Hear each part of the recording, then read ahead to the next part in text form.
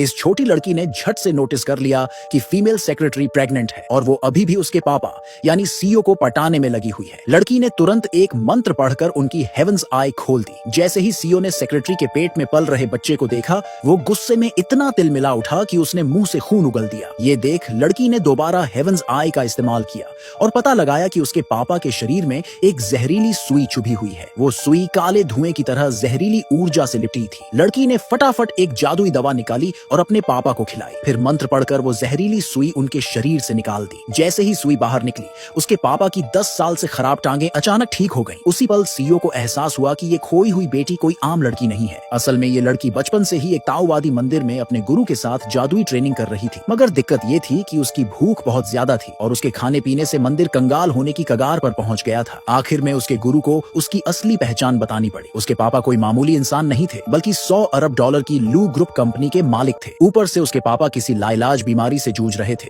और सिर्फ वही उन्हें बचा सकती थी। ये सुनते ही लड़की टेंशन में आ गई। गुरुजी ने उसे कुछ जादुई औजार और उसके पेरेंट्स की तस्वीरें दी। फिर वो अपने सीनियर ब्रदर के साथ पहाड़ों से नीचे उतर गई। जैसे ही वो नीचे पहुंची, उसने देखा कि कोई आदमी किडनैप हो गया है। पहले तो लड़की ने इग्नोर करना चाहा, मगर फिर उसने सोचा कि एक ताओवादी होने के नाते उसे किसी की मदद करनी चाहिए। उसने तुरंत किडनैपर्स का अड्डा खोज निकाला। गुरुजी से मिले जादुई औजारों से उसने उन बदमाशों को जकड़ दिया, फिर अपनी ताकत दिखाई। ये देखकर किडनैपर बुरी तरह डर गए और भाग खड़े हुए। लड़की को पता भी नहीं था कि जिसे उसने बचाया वो लग्ज ग्रुप के चेयरमैन थे। बिना समय गंवाए लड़की अपने पापा को ढूंढने भागती हुई लू ग्रुप के ऑफिस पहुंची। इसी बीच लू ग्रुप के सीईओ अपनी बीमारी के इलाज के लिए किसी नामी डॉक्टर को ढूंढ रहे थे। तभी अचानक लड़की उनके ऑफिस में धमक पड़ी। जैसे ही उसने अपने पापा को देखा, वो दौड़कर उनके पास गई और चिल्लाई, पापा, मैंने आपको आखिरकार ढूंढ ही लिया। सीईओ पूरी तरह कंफ्यूज था कि ये सब क्या हो रहा है। लड़की ने उन्हें बताया कि वो पहाड़ों से नीचे सिर्फ उन्हें बचाने के लिए आई है।